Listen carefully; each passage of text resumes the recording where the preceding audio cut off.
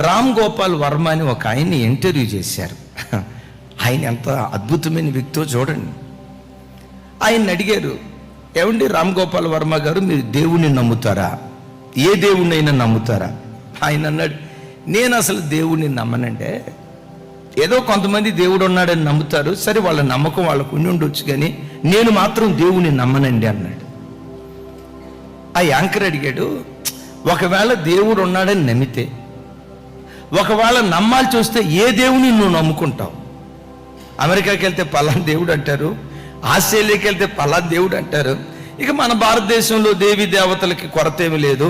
ఇట్లా ప్రపంచ దేశాల్లో కొన్ని కోట్ల మంది దేవుళ్ళు ఉన్నారు కదా.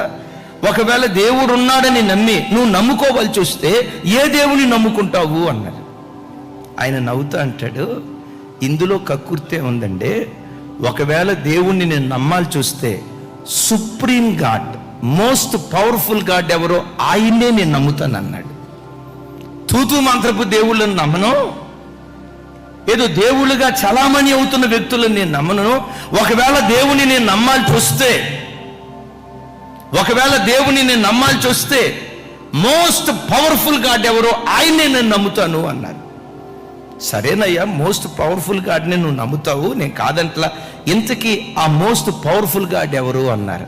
ఆయన నవ్వుతా అంటారు, ప్రభు అయిన యేసు క్రీస్తు ఈ సర్వ సృష్టిలో most most most most most powerful God.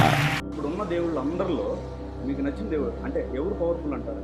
అమెరికాలో మిలిటరీ మైట్ కానీ, ఎకనామిక్ మైట్ కానీ, high standard quality of life కానీ, మొత్తం ప్రపంచంలో అందరూ కలిసి ఏ దేశానికి వెళ్ళాలని ఉందరా అంటే అమెరికా పేరు చెప్తారు కదా.